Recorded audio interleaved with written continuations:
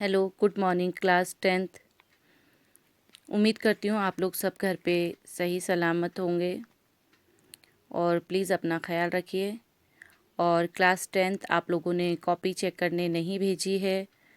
Sunday आप लोगों का डे है जिस दिन आप लोगों ने कॉपी चेक करने के लिए भेजना है। तो प्लीज़ आप लोग अपनी कॉपी कंप्लीट करके, और ग्रामर पार्ट आप लोगों को काफ़ी हद तक दे चुकी हूँ, उसको कंप्लीट करके मुझे कॉपी व्हाट्सअप कीजिए।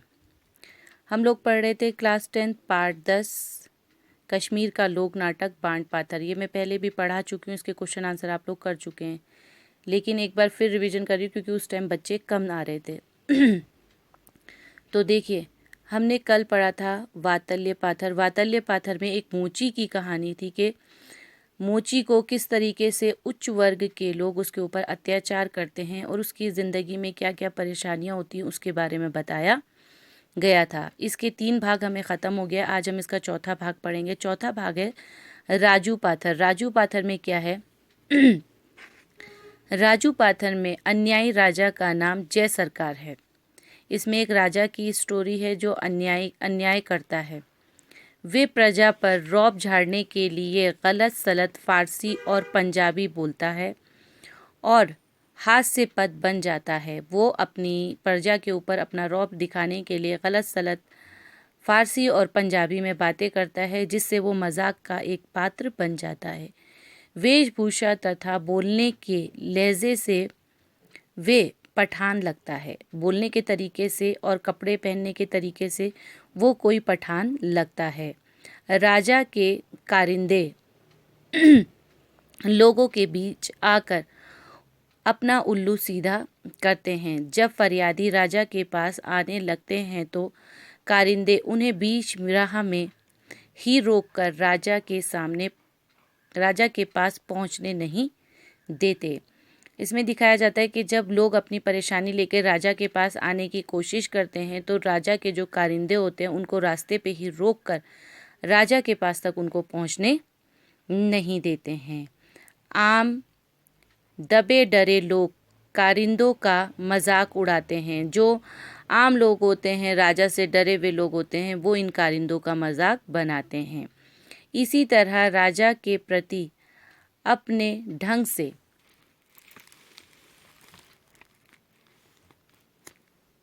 विरोध प्रकट करते हैं। जैसे नाई राजा के काले बाल चुनकर काटता है और सफ़ेद रहने देता है। इन सब चीज़ों से परेशान होकर लोग अपना विरोध, अपना क्रोध दिखाने के लिए नए नए तरीक़ों का इस्तेमाल करते हैं। जैसे नाई जो बाल काटने वाला होता है, बालवर, वो राजा के पास जाता है और राजा के जितने काले बाल होता है वो चुन चुन के उन्हें काट देता है और सफ़ेद बाल राजा के सर पे छोड़ देता है। ये वो इस तरीके से अपना विरोध दिखाता है। अब है गोसाई पाथर। गोसाई पाथर में क्या होता है? गोसाई पाथर में अमरनाथ के एक युवक साधु यात्री पर मोहित होने वाली एक ग्वालिन गोपाली की कथा पेश की जाती है।